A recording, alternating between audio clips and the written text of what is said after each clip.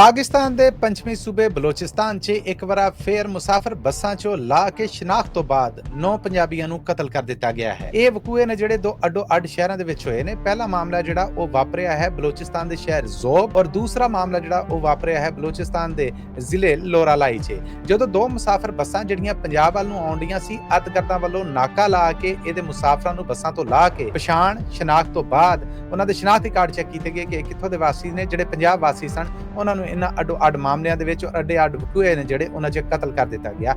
ਕਤਲ ਕੀਤੇ ਗਏ ਇਹ ਬੇਗੁਨਾਹ ਜਿਹੜੇ 9 ਪੰਜਾਬੀ ਨੇ, ਇਹਨਾਂ ਦਾ ਤਾਲੁਕ ਲਹਿੰਦੇ ਪੰਜਾਬ ਦੇ ਜ਼ਿਲ੍ਹਾ ਲਾਹੌਰ, ਗੁਜਰਾਤ, ਖਾਨੇਵਾਲ, ਗੁਜਰਾਂਵਾਲਾ, ਲੋਧਰਾ, ਮੁਜ਼ੱਫਰਗੜ੍ਹ ਤੇ ਦੀਨਾਪੁਰ ਦੇ ਨਾਲ ਹੈ। ਬਦਕਿਸਮਤੀ ਦੇ ਨਾਲ ਇਸ ਮਾਮਲੇ ਦੇ ਵਿੱਚ ਦੁੱਖ ਵਾਲੀ ਇੱਕ ਵੱਡੀ ਖਬਰ ਇਹ ਆਈ ਹੈ ਕਿ ਬੇਗੁਨਾਹ ਕਤਲ ਹੋਣ ਵਾਲੇ ਇਹ ਜਿਹੜੇ ਲੋਕ ਨੇ, ਇਹਨਾਂ 'ਚ ਦੋ ਸਕੇ ਭਰਾ ਵੀ ਸਨ ਜਿਨ੍ਹਾਂ ਦਾ ਪਿਓ ਮਰ ਗਿਆ ਸੀ ਔਰ ਉਹ ਆਪਣੇ ਪਿਓ ਨੂੰ ਦਫਨਾਉਣ ਵਾਸਤੇ, ਉਹਦੇ ਜਨਾਜ਼ੇ ਵਾਸਤੇ ਵਾਪਸ ਆ ਰਹੇ ਸਨ ਕਿ ਰਾਹ 'ਚ ਅਤਿਗਰਦਾਂ ਨੇ ਇਹਨਾਂ ਦੀ ਸ਼ਨਾਖਤ ਤੋਂ ਬਾਅਦ ਇਹਨਾਂ ਦੋਵਾਂ ਨੂੰ ਵੀ ਕਤਲ ਕਰ ਦਿੱਤਾ।